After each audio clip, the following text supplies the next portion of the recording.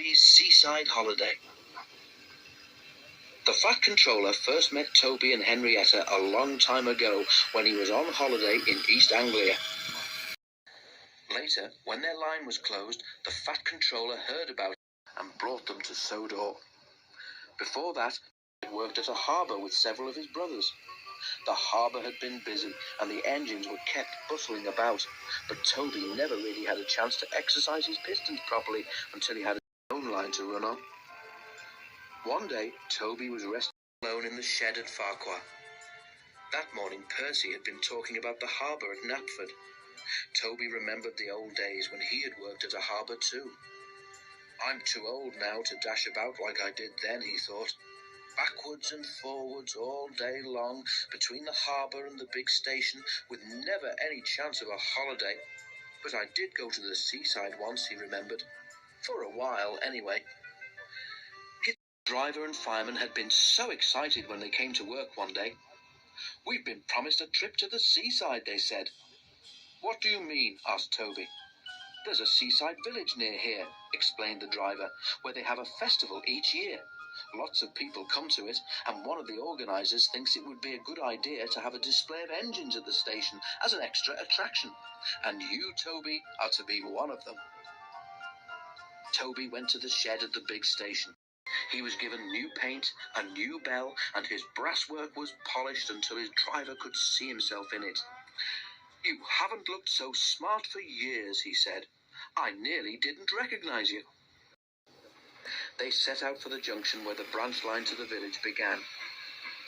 A train came in from the branch. The engine was younger than Toby, but he was dirty, his rods clanked, and steam leaked from everywhere. "The poor engine," said Toby. "Can I help pull his next train to the seaside, please?" The station master agreed. Toby was coupled in front. "Festival time is the best time of the year," the other engine said. "Lots of extra trains and visitors. I expect you'll be able to stand on the long carriage siding." They soon reached the seaside station, where the station master came out to meet them. He was surprised to see Toby. He stared, frowned, and went away shaking his head. Next day, Toby was excited. He woke early and saw the sea sparkling in the distance. White birds wheeled and swooped overhead, making loud, mewing noises. "I wonder what they are," thought Toby. "I must ask my driver when he comes." But his crew arrived looking glum. "It's all off, Toby," his driver said. "They say there's nowhere for you to stand." "But what's wrong with where I am?" wailed Toby. "I'm not in anybody's way here." "It's just an excuse, I reckon," said Toby's driver, lowering his voice.